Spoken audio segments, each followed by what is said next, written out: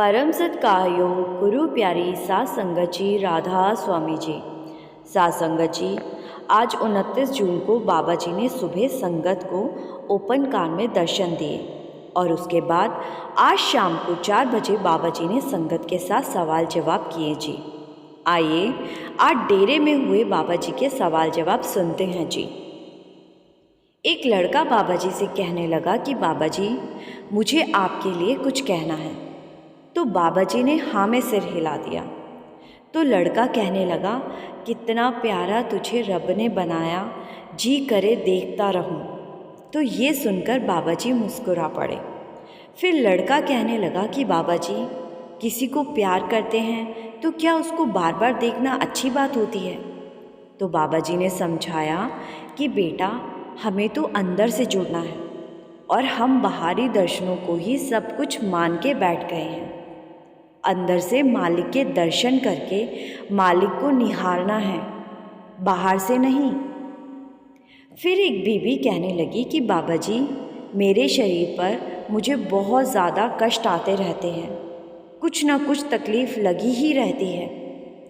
तो बाबा जी ने समझाया कि बेटा, जब तक हम जिस्मों के दायरे में होंगे तब तक कष्ट आते ही रहेंगे। यहाँ एक भी इंसान ऐसा नहीं है जिसके शरीर पर कष्ट ना आते हो। किसी को कम कष्ट आते हैं तो किसी को ज़्यादा। सब कुछ कर्मों के फल होते हैं। हमें तो मालिक पर विश्वास रखना है और मालिक के भाने में रहना है। फिर एक भाई ने बाबा जी से पूछा कि बाबा जी, कमाई वाले सत्संगी को आखिरी दिनों में ज़्यादा दुख क्यों आते हैं? तो बाबा जी ने समझाया कि बेटा, मालिक जो करता है वो हमारे अच्छे के लिए ही करता है। मालिक दुख देकर हमारे कर्म खत्म करता है। हमें किसी तरह की परखों में नहीं पड़ना है। हमारा काम है भजन सिमरन करना और मालिक का काम है हमारे कर्मों का हिसाब करना। हमें तो मालिक के भाने में ही रहना है। फिर एक लड़का बाबा जी से पूछने लगा कि बाबा जी, मुक्ति कैसे मिलती है? क्या मरने के बाद हमें मुक्ति मिलती है या जीते जी हमें मुक्ति मिलती है? तो बाबा जी ने समझाया कि बेटा, जो कुछ होगा वो जीते जी ही होगा। मरने के बाद कुछ नहीं होगा। जीते जी मालिक से रिश्ता ना जोड़ा तो कुछ भी हासिल नहीं होने वाला। इसीलिए जीते जी मालिक के साथ रिश्ता जोड़ना है।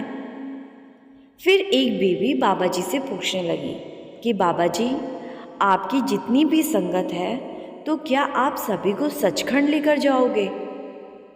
तो बाबा जी ने हंसते हुए कहा कि बेटा, सभी सचखंड पहुंच जाएंगे तो मेरा सत्संग कौन सुनेगा? ये सुनकर वहाँ बैठी संगत जोर जोर से हंसने लगती है। फिर एक भाई बड़ा ही ज़्यादा परेशान हो रहा था और वो रोते हुए बाबा जी से पूछ रहा था कि बाबा जी, मेरी पत्नी 2-2.5 साल से बीमार है और ना वो खाना खाती है ना ही किसी से कोई बात करती है। तो बाबा जी ने समझाया कि बेटा, ये सब कुछ जो हमारे जीवन में होता है वो सब हमारे कर्मों का हिसाब होता है। कर्मों का हिसाब तो देना ही पड़ता है। आप ज़्यादा घबराओ मत और जैसा डॉक्टर कहते हैं वैसा करो और बाकी सब कुछ मालिक पर छोड़ दो। फिर एक भाई रोते हुए बाबा जी से कहने लगा कि बाबा जी, क्या मेरे कर्म इतने भारी हैं जो मुझे नामदान की पर्ची नहीं मिली? तो बाबा जी ने समझाया कि बेटा, नामदान तो हमें उस मालिक की दया मेहर से मिलता है। हमारा पूरा हक है कि हम मालिक से नामदान मांगे।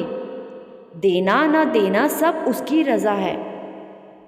फिर एक लड़की बाबा जी से पूछने लगी कि बाबा जी, कभी कभी आप मेरे सपने में आते हो, तो क्या आप सच में आते हो या वो सिर्फ एक सपना होता है?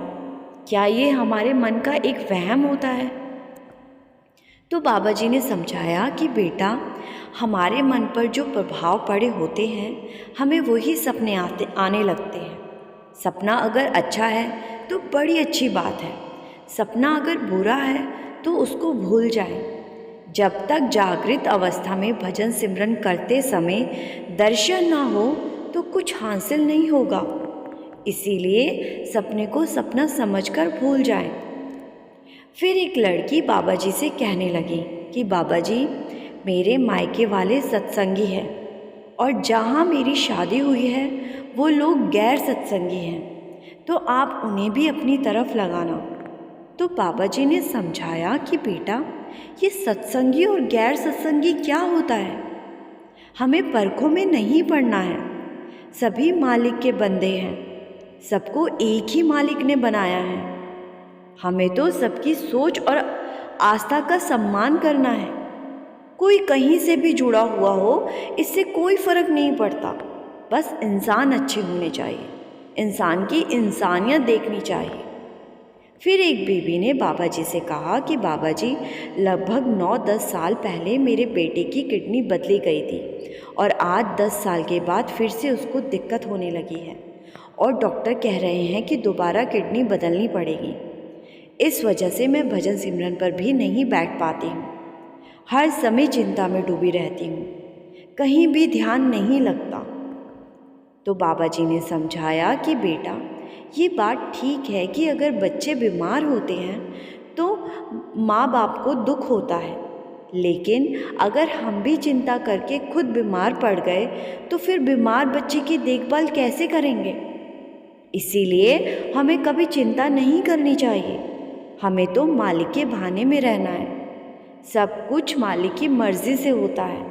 मालिक पर विश्वास नहीं छोड़ना है, मालिक सब ठीक करेगा।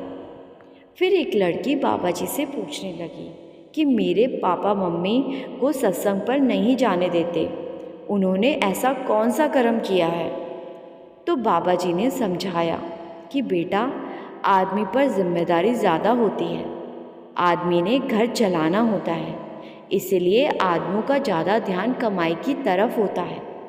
जब आपके पापा समझ जाएंगे, वो आपकी मम्मी को नहीं रोकेंगे।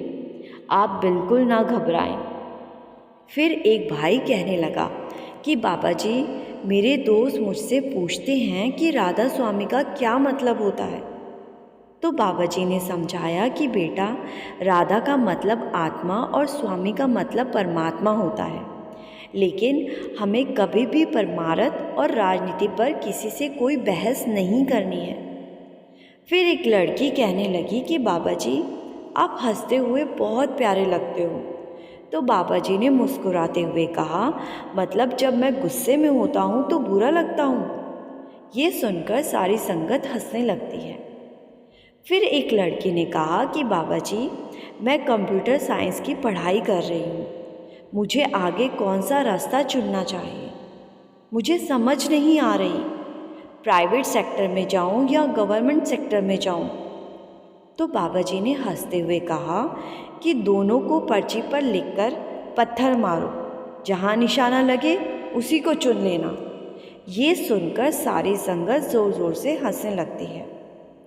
आगे बाबा जी ने लड़की को समझाया कि बेटा, किसी भी सेक्टर में जाओ, हमें तो बस मेहनत पर ध्यान देना है, मेहनत नहीं छोड़नी है और मालिक के भाने में रहना है।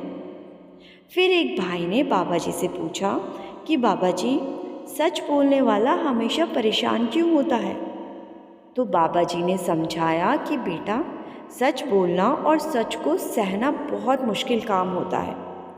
आगे बाबा जी ने समझाया कि बेटा, हमें सही और सच के रास्ते से नहीं भटकना और मालिक के भाने में रहना है।